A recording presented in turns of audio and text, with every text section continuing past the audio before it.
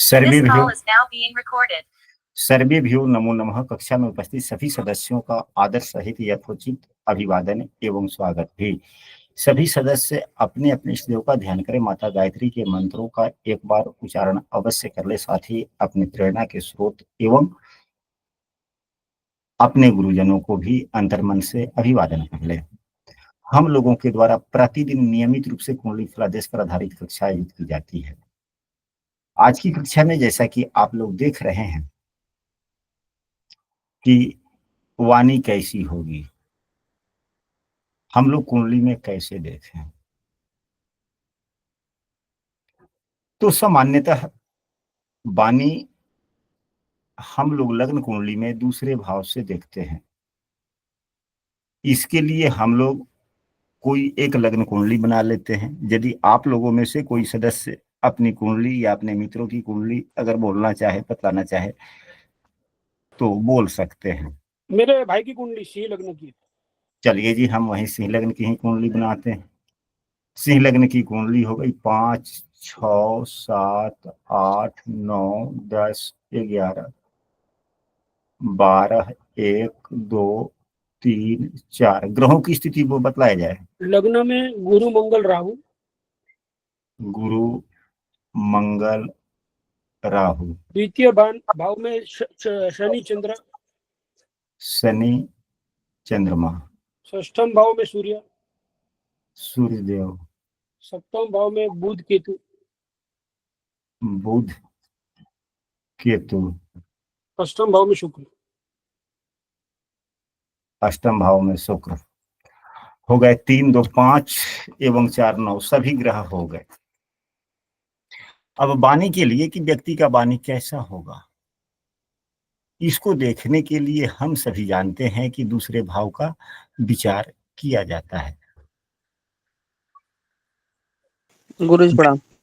आशीर्वाद। यदि कोई कक्षा में नया है और हमारे प्रतिदिन की कक्षा में शामिल होना चाहते हैं तो स्क्रीन पर दिख रहे नंबर पर व्हाट्सएप पर कक्षा में कंटिन्यू हो सकते हैं, या इस वीडियो के डिस्क्रिप्शन में हमने अपने व्हाट्सएप समूह का लिंक भी दिया है, वहां से भी शामिल हो सकते हैं। तो यहाँ पर हम सबों को जब भी किसी भी व्यक्ति के कुंडली पर वाणी का विचार करना हो तो कम से कम 3 चीज भाव के लिए और 2 चीज ग्रहों के लिए, कुल 5 विषय वस्तुओं को ध्यान में आवश्यक रूप से रखना चाहिए। यदि हम 5 विषय वस्तुओं का ध्यान रखते हैं तो थोड़ी फलादेश में सटीकता आती है। वह 5 चीज कौन कौन से हो सकते हैं, तो सबसे पहले 1 नंबर में दूसरा भाव। दूसरे भाव में बैठे हुए, दूसरे भाव में बैठे हुए ग्रह।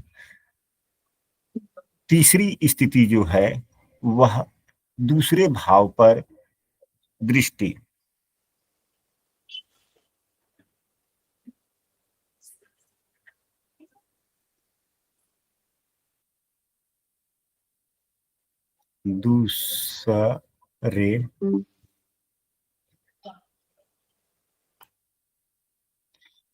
दूसरे भाव पर दृष्टि इस ग्रह की है। इसके अलावे 3 तो यह हो गए। चौथा स्थिति है, हमको शुभ ग्रह की पहचान होनी चाहिए, शुभ ग्रह की पहचान होनी चाहिए। और 5वां, हमें पापग्रह का पहचान होना चाहिए। शुभ ग्रह कौन कौन से ग्रह होते हैं, तो सामान्यतः शुभ ग्रह देव गुरु बृहस्पति, शुक्र देव, बुध एवं चंद्रमा।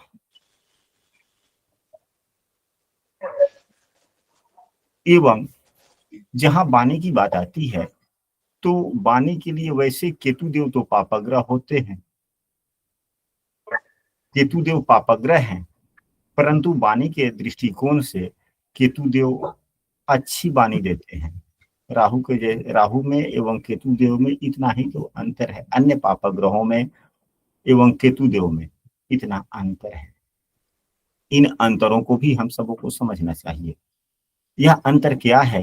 तो केतु देव मोक्ष के कारक हैं और मोक्ष तब मिलती है जब जीवन में वास्तविकता सत्यता होता है।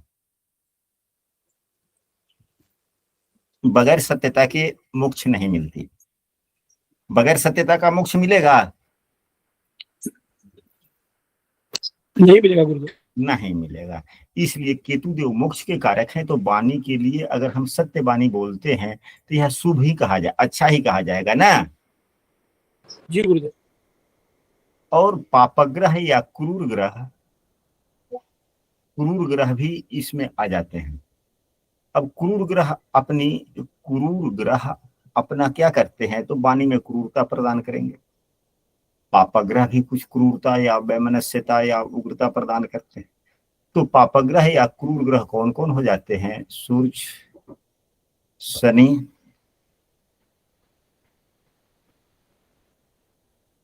राहु एवं मंगल। क्या हो गया?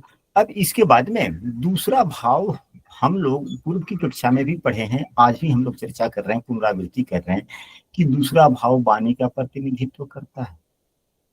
व्यक्ति की वाणी दूसरा भाव क्या है? संस्कार भी है। तो व्यक्ति की वाणी उसके संस्कार से झलकती है।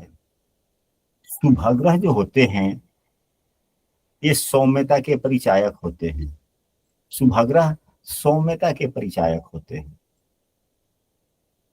वहीं पापग्रह किन चीजों के परिचायक होते हैं?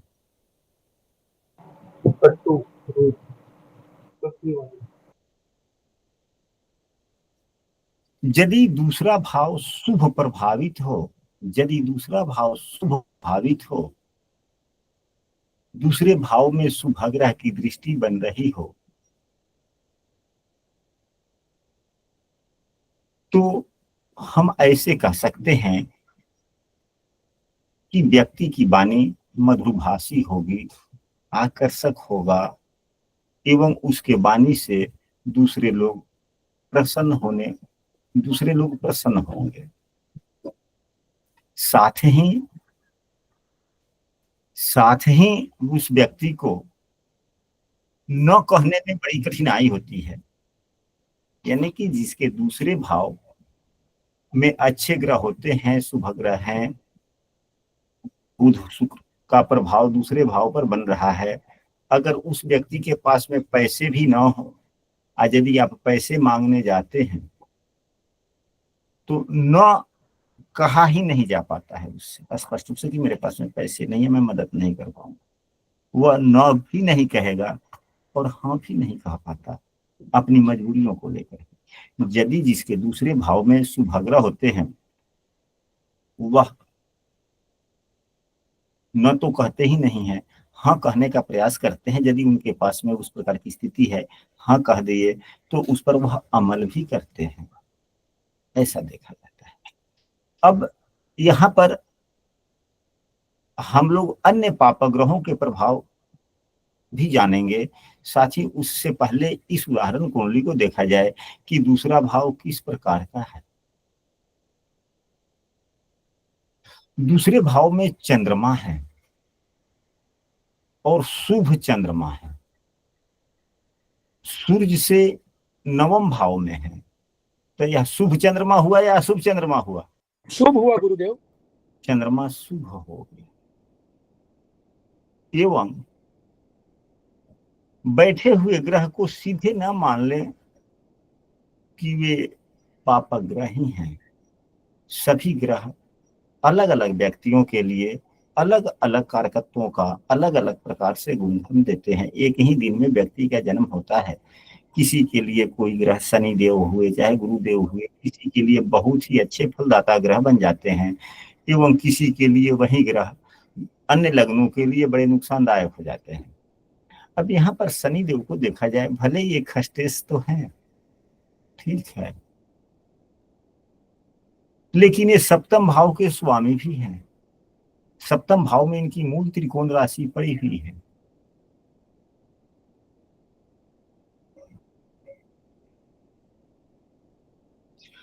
तो सप्तम भाव में मूल त्रिकोण राशि पड़ जाने से इनकी जो वास्तविकता है,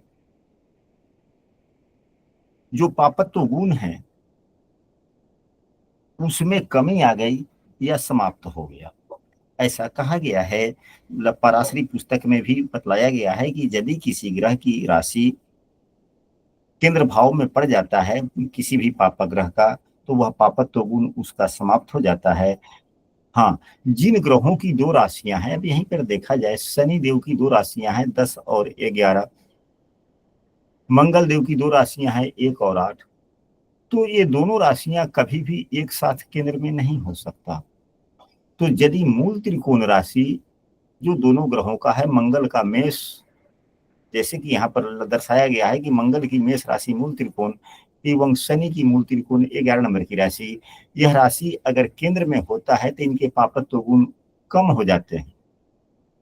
दूसरी नंबर वाली बात यह भी हमारे शास्त्रों में वर्णित है और हमारे गुरुजनों ने कहा है कि लग्नेश जिस भाव में बैठता है, जिस राशि में बैठता है, कुछ ना कुछ उस भाव में शुभ फल प्रदान करता है, या जिस राशि में लग्नेश बैठ जाता है उस राशि के स्वामी को थोड़ा शुभ करने का प्रयास, शुभ बनाने का प्रयास करता है। क्या ऐसी बातों को आप लोगों ने सुना है या नहीं सुना है? जी गुरुदेव सुना। जी गुरुदेव सुना है, लग्नेश को षष्ठेश का दोष नहीं होता है। लग्नेश को षष्ठेश का दोष नहीं होता। षष्ठेश ने माफ कीजिए गलत, शीर्ष भाव का। हमने हमारे विचारों को आपने स्पष्ट नहीं सुना, पुनः हम इस बात को दोबारा कहते हैं, कृपया उसको स्पष्ट सुने एवं अपने विचार दें। हमने दो बातें कही है यहाँ पर, किसी भी पाप ग्रह का, अब यहीं पे दूसरे भाव में पाप ग्रह शनिदेव बैठे हुए हैं, वो पाप फल दे रहे हैं, शुभ फल दे रहे हैं, पहले निर्णय तो इस प्रकार हम लोग कैसे करेंगे।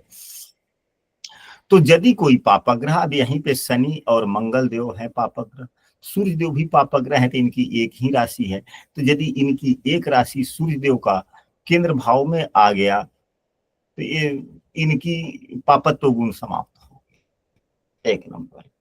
अब यदि शनि या मंगल दोनों में किसी भी ग्रह का कोई भी एक राशि अगर केंद्र में हो जाता है, शनि देव की दो राशियां हैं 10 और 11, दोनों में से कोई भी एक राशि यदि केंद्र भाव में हो जाता है 10 या 11 दोनों में, तो पापत्व गुण कम हो जाते हैं। यदि मंगल का ही 1 या 8 नंबर की राशि अगर केंद्र में हो जाता है तो पापत्व गुण कम हो जाता है। हमारे गुरुजनों का कहना है कि यदि इन पाप ग्रहों का मूल त्रिकोण राशि केंद्र में हो जाए तो अधिक पाप फल कम हो जाते हैं, यानी कि पूर्ण समझिए कि पाप फल समाप्त हुआ या अत्यधिक हो गया। दूसरी राशि अगर केंद्र भाव में पड़ता है तो थोड़ा कम पाप फल समाप्त होगा, लेकिन अगर मूल त्रिकोण राशि केंद्र भाव में पड़ गया तो वह पाप फल पूरा समाप्त हो गया। ऐसा हमारे गुरुजनों का कहना है और सभी पुस्तकों में देखने को, सुनने को इसी प्रकार से मिलता है। क्या इस बातों को आप लोगों ने भी सुना है, देखा है या नहीं? जी गुरुजी, मैं आपकी बात से सहमत हूँ। चलिए, इसके बाद में पापग्रह के लिए एक ऐसा भी बतलाया गया है कि यदि पापग्रह की राशि में यदि लग्नेश बैठ जाते हैं, लग्नेश सदैव शुभ ग्रह होते हैं, लग्नेश जिस भाव में बैठ जाते हैं उस भाव के शुभ फलों में वृद्धि करते हैं। लग्नेश में इतना बल होता है, लग्नेश पापग्रह हो, शुभ ग्रह हो, सदैव शुभ ग्रह ही माने जाते हैं।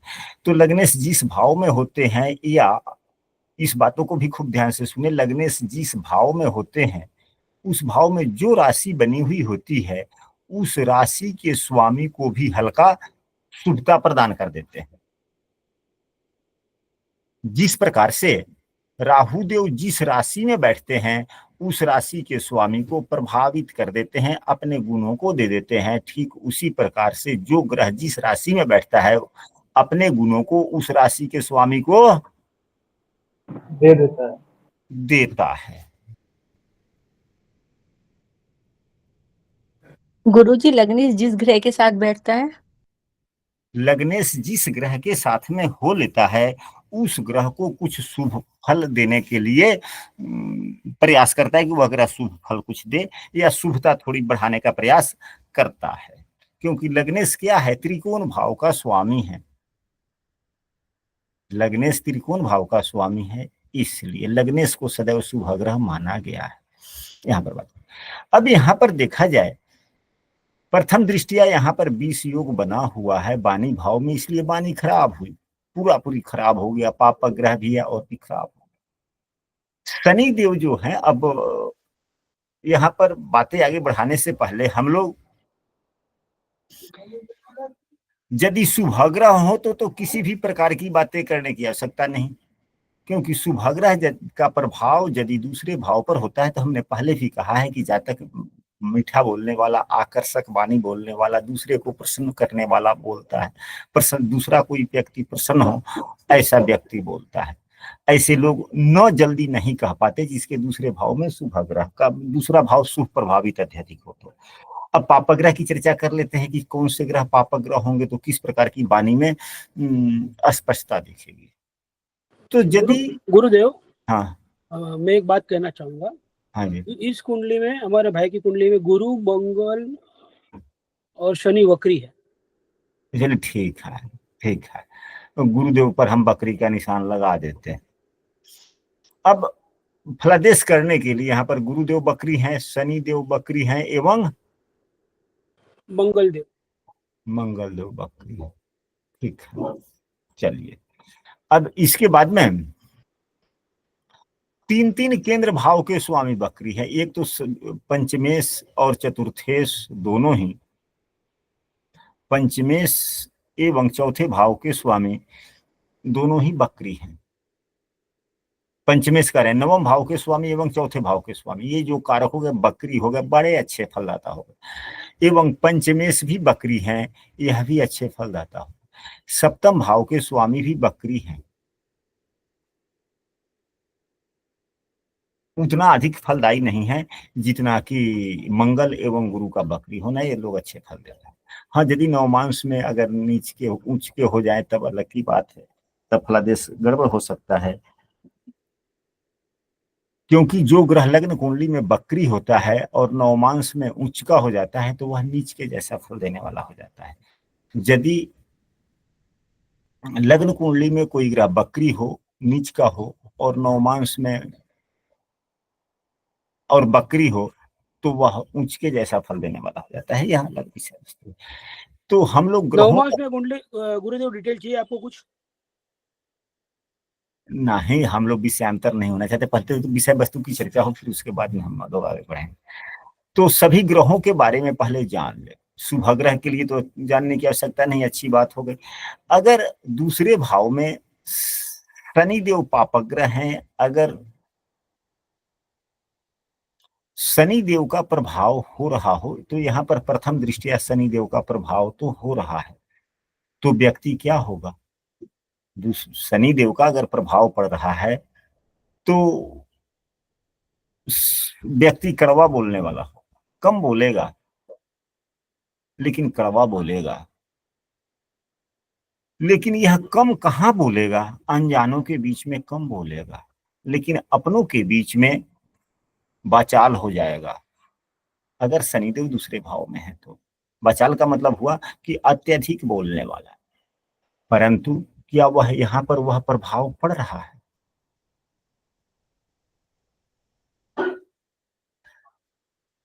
हम लोग अन्य ग्रहों की भी चर्चा कर ले, फिर उसके बाद में प्रभाव पर, इस कुंडली के प्रभाव पर हम लोग चर्चा करेंगे।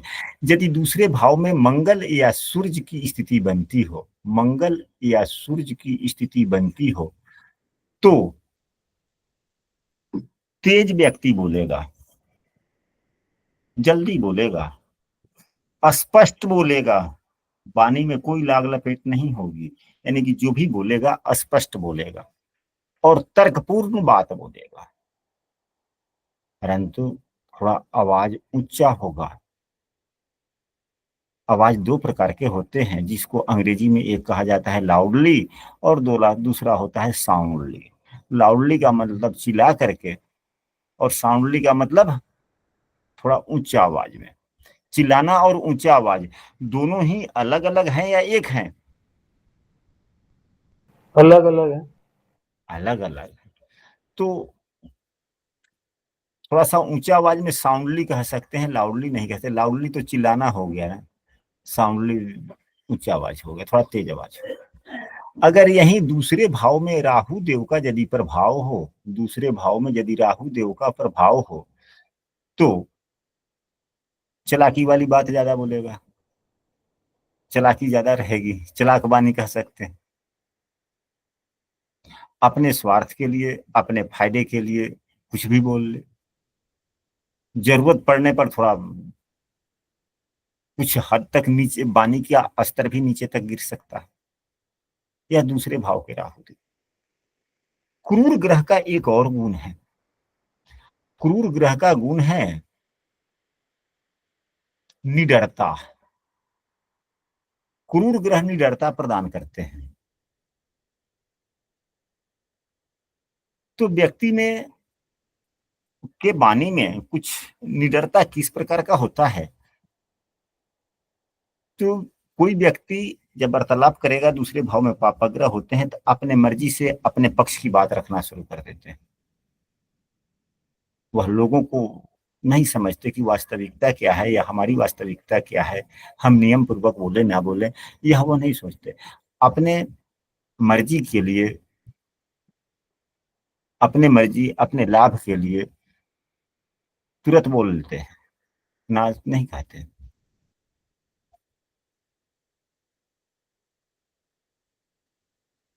अगर जैसा कि पुस्तकों में वर्णित है कि शनिवत राहु और मंगलवत या कुजवत केतु, हम लोगों ने मंगल की तो वाणी की चर्चा कर लिया कि तेज बोलेगा व्यक्ति, स्पष्ट बोलेगा, धारदार बोलेगा, तर्कपूर्ण बात बोलेगा, थोड़ा ऊंचा आवाज में बोलेगा।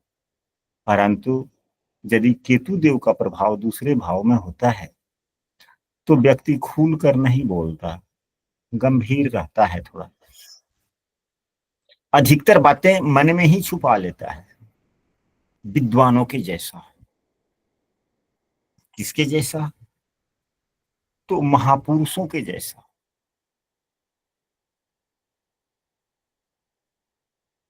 परंतु वहीं मंगल की बात की जाए तो जुबान का कैंची भी कह सकते हैं। अब इस कुंडली में क्या इस भाव पर किसी शुभ ग्रह का प्रभाव है?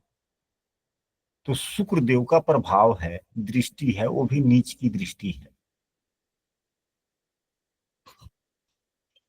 लेकिन वहां पर चंद्रमा है और चंद्रमा के द्वारा शुक्र भी देखा जा रहा है। चंद्रमा बलवान है। यदि कुंडली में चंद्रमा बलवान हो तो वह बहुत अच्छा फल देता है। तो जहां पर शुभ ग्रहों की नीच की दृष्टि भी उतनी हानिकारक वाणी से संबंधित में नहीं होती। यहाँ बीमारियों के लिए वह मार्केश भाव है, या अलग विषय वस्तु है कि क्या बीमारियां दे सकते हैं, लेकिन यह भाव शुभ हुआ शनि के, चंद्रमा के कारण एवं शुक्र के द्वारा देखे जाने के कारण।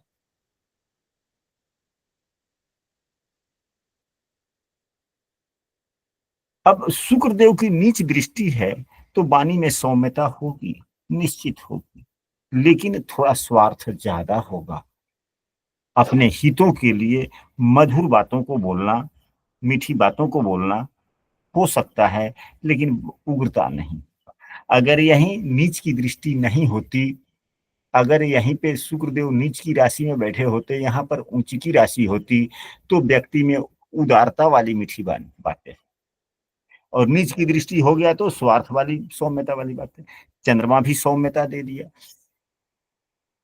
एवं शनि देव जो हैं स्वयं केंद्र भाव के स्वामी हैं एवं अपने मित्र की राशि में हैं,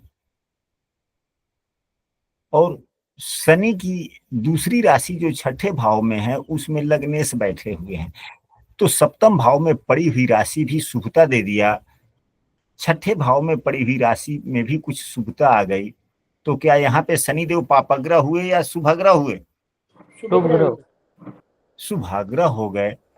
लेकिन ग्रह अपने नैसर्गिक गुणों को नहीं भूलता, तो कभी कभी हल्के पापग्रह के गुण तो वाणी में दिखेंगे ही दिखेंगे, लेकिन कभी कभी दिखेंगे, यह बात है। अब यहाँ पर देखा जाए, बुध केतु के साथ में है। बुध के बारे में ऐसा कहा गया है कि वह जिस ग्रह के साथ में होते हैं उसी प्रकार के फल देते हैं। शुभ ग्रह के साथ में हो तो शुभ ग्रह, पाप ग्रह के साथ में हो तो पाप ग्रह। अब यहाँ पर देखा जाए, बुध देव केतु के साथ में है, केतु से युक्त है।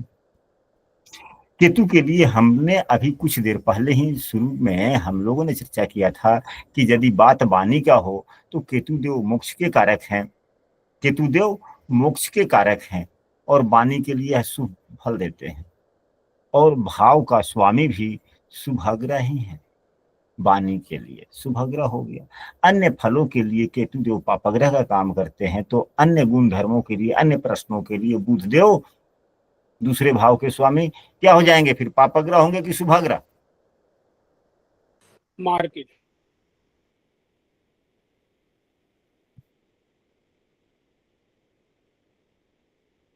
यदि दूसरे भाव में शुभ एवं क्रूर दोनों भावों का, ग्रहों का प्रभाव हो तो मिश्रित हो सकते हैं।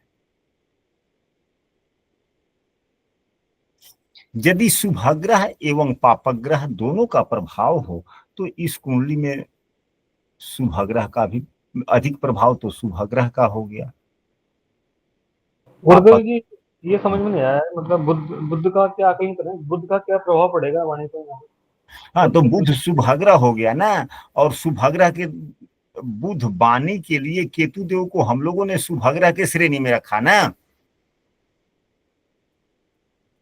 प्रश्न यहाँ वाणी का है, तो वाणी के लिए केतु देव शुभग्रह का हम लोगों ने चर्चा किया है या पापग्रह का? शुभ ग्रह का। शुभ ग्रह का, क्योंकि केतु देव मोक्ष के प्रदाता है, और मोक्ष कब मिलती है? जब सत्यता जीवन में रहता है तब।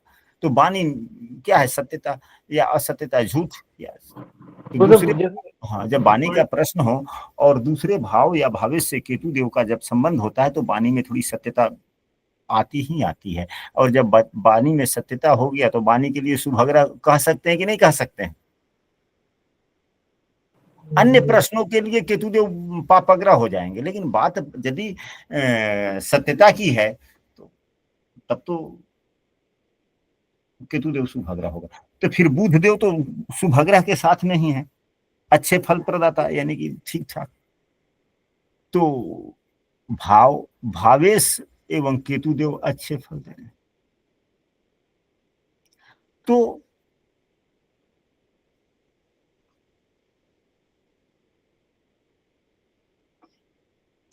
यदि दूसरे भाव में शुभग्रह और पापग्रह दोनों की स्थिति बनती है तो ऐसे लोग की वाणी संतुलित होती है और अपने परिस्थिति के अनुसार अपनी वाणी को बदल लेते हैं, या परिस्थिति के अनुसार अपने वाणी को ढाल लेते हैं।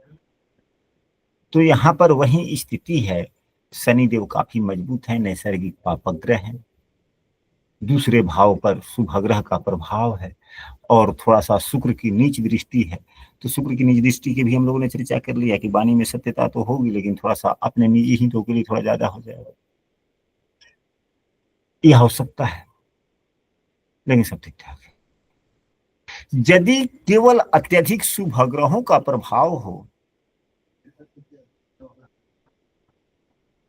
यदि शुभग्रह का प्रभाव हो, अब यहीं पे जैसे शुक्रदेव है, शुभग्रह का प्रभाव हो, तो अपने वाणी से दूसरे को प्रभावित करने के लिए ये शुभग्रह लोग प्रेरित करते हैं। तो जब वाणी से प्रसन्न करने के लिए, प्रसन्नता देने के लिए का प्रयास जो करते हैं, तो वह कभी कभी जो यह आदत बन जाती है दूसरे को प्रसन्न करने की, क्योंकि दूसरे भाव में शुभग्रह का स्थिति हो गया, तब तो वाणी से हम किसी को प्रसन्न करने का प्रयास करेंगे ही करेंगे, वैसा हमारे ग्रह प्रेरित करेंगे ही करेंगे। तो दूसरे को प्रसन्न करने के लिए यदि हम बात बोलते हैं तो उस स्थिति में यह हमें क्या करता है, झूठ या चापलूसी का भी सहारा लेना पड़ता है कि ताकि सामने वाला व्यक्ति कभी नाराज ना हो। क्योंकि सुभग्रह का प्रभाव पड़ने पर व्यक्ति दूसरे को नाराज होने वाली बातें कह ही नहीं सकता, तो वही बात हो सकती है। तो अब यहाँ पर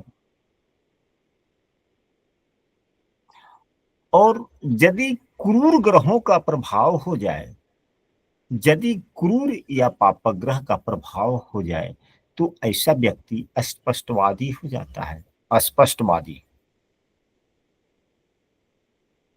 तो यहां पर देखा जाए सूर्य देव क्रूर ग्रह हैं और शनि से नवम पंचम का संबंध भी है। सूर्य देव सात्विक प्रवृत्ति के ग्रह हैं परंतु क्रूर ग्रह हैं। शनि देव भी नैसर्गिक पापक ग्रह हैं, दोनों का नवम पंचम का संबंध भी बन रहा है। केतु देव सत्य के प्रतीक हैं, जिसके साथ भाव का स्वामी है।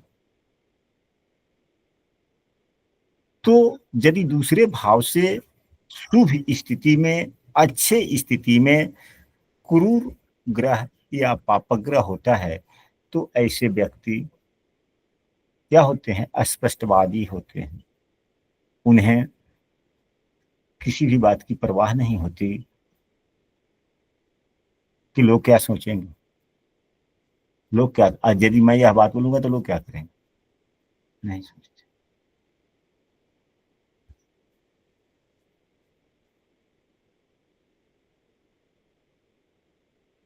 तो हम लोगों ने जितना देर चर्चा किया, इस चर्चा के दरमियान अब आप लोग बतलाएं कि इस व्यक्ति की वाणी कैसी होगी।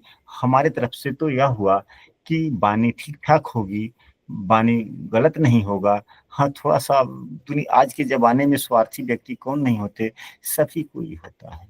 शुक्रदेव की नीच की दृष्टि पड़ने के कारण थोड़ा सा वाणी में थोड़ा सा अपनापन तो दिखेगा, परंतु वाणी स्पष्ट होगी, वाणी खराब नहीं होगा और यह झूठ या चापलूसी वाली इनकी वाणी नहीं होगी। गुरुदेव जैसे सेकंड हाउस का मालिक भवेश, वो अपने भाव से छठा बैठा है। हाँ, तो अपने भाव से छठा बैठा है ना, तो इनकी प्रवृत्ति सत्यवादिता की होगी और उसी सत्यवादिता के कारण भाव का स्वामी अपने भाव से छठे बैठ गया। तो छठा भाव क्या है? बाधक होता है, मतलब कि समस्या देने वाला ग्रह होता है। छठा भाव समस्या प्रदान करता है, शत्रुता देता है। यदि भाव का स्वामी ही अपने भाव से छठे बैठ जाए, दूसरे भाव का स्वामी खास करके सातवें भाव में बैठ जाए, तो ऐसे व्यक्ति को अपने वाणी से को संयमित रखना चाहिए और सोच समझकर वाणी का इस्तेमाल करना चाहिए। वैसे इस जातक की वाणी स्पष्टवादी वाणी है एवं ठीक ठाक है। वाणी में उतनी कोई वैसी बात नहीं कि जिससे शिकायत व्यक्ति कोई कर सके किसी। यह बेपरवाह बोलने वाले हैं। बेपरवाह मंगल राहु की दृष्टि रोबिली वाणी बनाएगी। कहाँ मंगल राहु की दृष्टि? बुध के ऊपर है। छोड़िए, मंगल क्या है? मंगल योग कारक है, मंदिर भाव का, धर्म भाव का स्वामी है। धार्मिकता तो मंगल में आ ही गया, मित्र राशि में है, देवगुरु बृहस्पति के साथ में है, विवेक को लिए हुए। अब मंगल में गुण क्या आ गया? मंगल के गुण को पहचानिए ना। जब आपने कह ही दिया तो थोड़ा और डीप में चले जाते हैं। मंगल क्या है? तो मंगल विवेक लिए हुआ है। मंगल नवम भाव का स्वामी होकर के धर्म लिए हुआ है। धर्म एवं विवेक दोनों से ओतप्रोत है मंगल, एवं बलवान भी है। बकरी है तो बलवान हो गया। और देवगुरु बृहस्पति के साथ में जो पंचमी से, और मंगल क्या है? यह राहु के साथ में युक्त है। अब दो त्रिकोण पति के साथ में राहु, दो त्रिकोण भाव के स्वामी के साथ राहु राजयोग केंद्र भाव में है। वाणी से राजयोग हो गया। तो अभी तक जितनी हम लोगों ने चर्चा किया, अब तो यह जिसकी कुंडली है उनके भाई जी कक्षा में हैं, कृपया बतलाएं कि जिस प्रकार हम लोगों ने चर्चा किया, क्या यह बातें उन पर लागू हो रही, प्रभावी हो रही कि नहीं हो रही? गुरुजी प्रतिशत में तो 100% है, एक भी कम नहीं है। पर और एक बात बताना चाहूंगा कि कल उनके पास अकाउंट में सिर्फ 2000 थे, पर कोई डोनेशन मांगने आया तो उन्होंने एक सोचा नहीं कि 500 कम पे बैंक में 500 कम हो जाएंगे मिनिमम बैलेंस से कम, तो भी उन्होंने डोनेशन कर दिया। नहीं मतलब मतलब आपने बताया ना जो कि वो बोले सोचेंगे नहीं, दान कर देंगे भले अपने पास ना हो, तो एकदम सटीक है आपका आज का। न कहने का मतलब यह है कि यदि दूसरे भाव में शुभता का प्रमाण थोड़ा ज्यादा हो, सत्यता का प्रमाण थोड़ा, मतलब कि शुभता अधिक हो, सात्विकता अधिक हो, दूसरे भाव से संबंध अगर सात्विकता, सौम्यता, शुभता का प्रभाव अधिक हो, तो ऐसे व्यक्ति सामने वाले को न नहीं कहते, कहा ही नहीं जाता ना, न कहने में झिझकते हैं। और यदि वही क्रूर या पापग्रह होते हैं तो न बोलने में झिझक बिल्कुल नहीं करते, तुरंत बोल देंगे ना, होगा तब भी अपने अगर काम का चीज है तो ना भैया पैसा ना है। अगर शुभग्रह का प्रभाव है तो अपने समस्या में रहेगा, कोई मांगने आया 100 रुपये, ठीक है भैया ले लो, ठीक है भैया ले लो, ले लो। है शुभता की बात, तो हमारी बात है। तो हम लोगों ने वाणी कैसी होगी इस पर हम लोगों ने चर्चा किया। और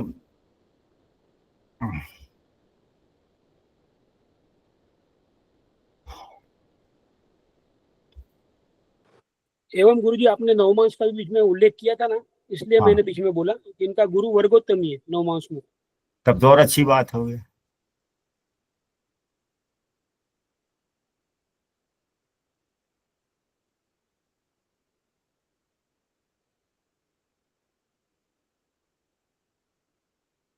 प्रफुल्ल जी की भी प्रफुल्ल जी आपकी भी सिंह लगन की है ना कुंडली, गुरु नहीं, दशम की? मेरे भाई की है।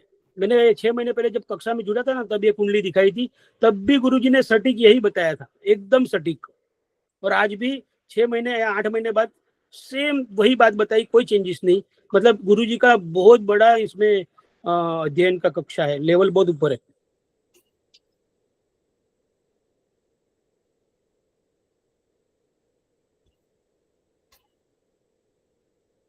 अब इसके बाद में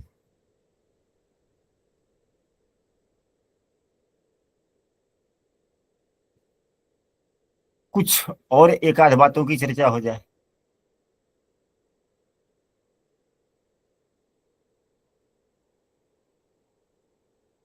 सूर्य एवं बुध की युति अधिकांशतः कुंडलियों में देखने को मिल जाती है।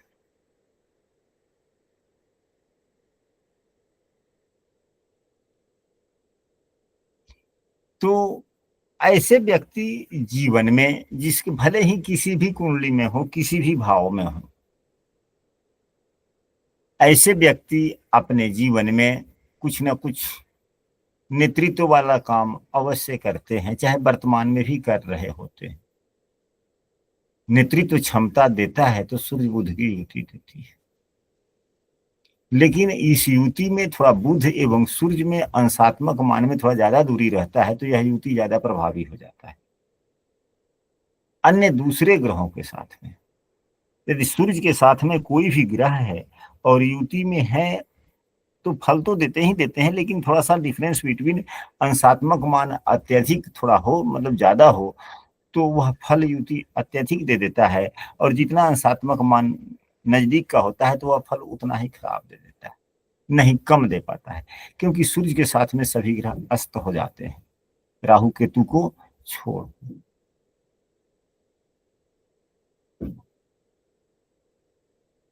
आप लोग अपने अपने कुंडली को जब भी कक्षा में शामिल हो, जब भी कक्षा में शामिल हो, एक नियम अवश्य बनाएं।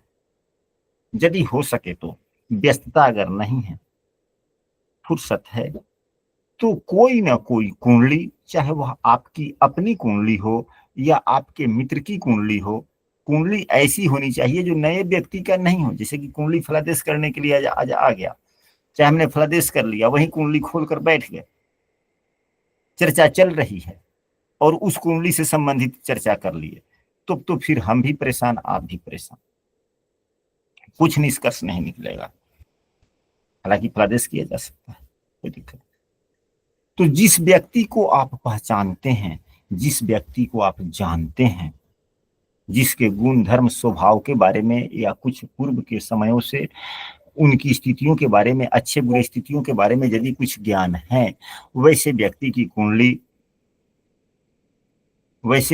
कुंडली अवश्य रखना चाहिए।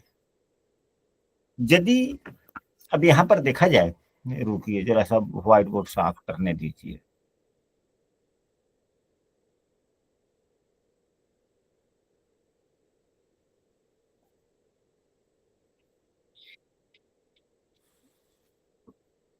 यदि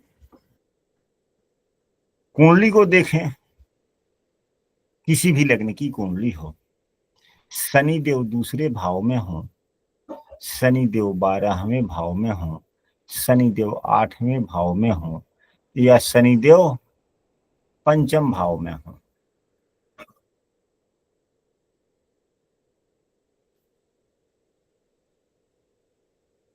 या शनि देव 6ठे भाव में हो,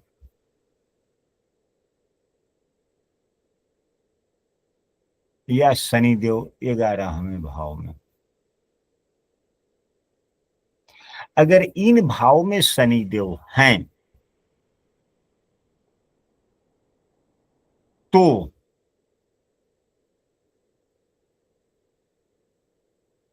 या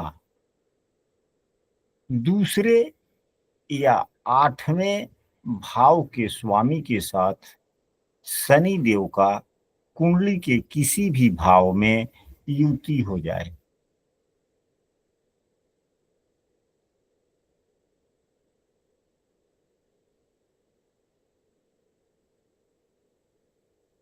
या शनि देव के द्वारा दूसरे या 8वें, दोनों में से किसी भी एक भाव या दोनों भाव के स्वामी को शनिदेव देख रहे हों। सूत्र कोई बड़ी नहीं है, एक वाक्य का सूत्र है कि यदि शनिदेव दूसरे या 8वें भाव में बैठे हों या दूसरे और 8वें भाव को देख रहे हों, दूसरे या 8वें भाव को देख रहे हों, या इनके स्वामी से युक्त या इनके स्वामी को देख रहे हों, तो व्यक्ति बड़ा हिसाब किताब वाला होता है। यानी कि जितना खर्च करेगा ना, एक एक रुपये का हिसाब किताब रखेगा कि इतना पैसा आया ऐसे से ऐसे ऐसे ऐसे, ऐसा देखने में।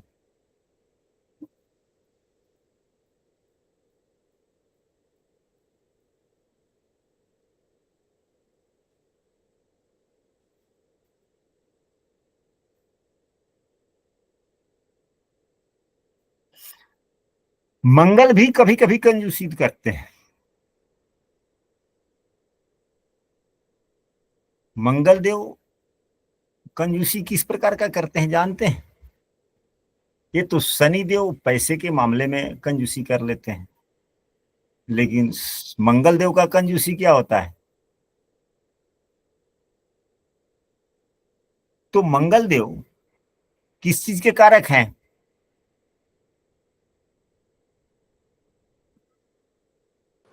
भूमि। व्यक्तित्व के लिए मंगल देव मनमुटाव, झगड़ा ना, तो यदि मंगल कुंडली में थोड़ा बलवान है, चाहे किसी भी भाव में, अगर उसका संबंध तीसरे लग्न 5वें इत्यादि से हो जाए, मतलब ये जो एक्टिविटी वाली जितनी भाव है उस भाव से यदि मंगल का संबंध हो जाए, तो व्यक्ति कंजूस हो जाता है। किस मामले में? दूसरों को क्षमा करने के मामले में कंजूस हो जाता है।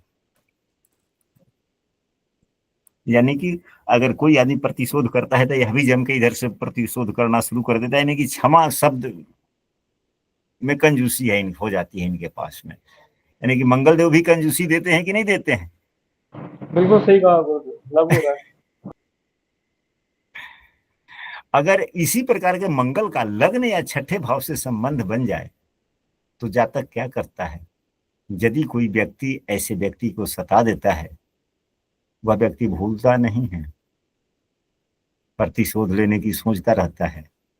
तो क्या यह कंजूसी हो गई कि नहीं हो गई? यानी कि माफ करने का या क्षमा करने में कंजूसी हो गया कि नहीं हो गया? लेकिन अगर शुभाग्रह लग्न को देख ले या चौथा भाव लग्न, चौथे भाव में शुभाग्रह का मतलब चौथा भाव या लग्न भाव शुभ प्रभावित होता है, अगर हो जाए तो थोड़ा सा स्थितियां ठीक ठाक हो सकती है, मंगल की कंजूसी उतनी नहीं होती। तो आशा करते हैं कि आज की पूरी विषय वस्तु आप लोगों को स्पष्ट रूप से समझ में आया होगा। और आज की कक्षा कैसी रही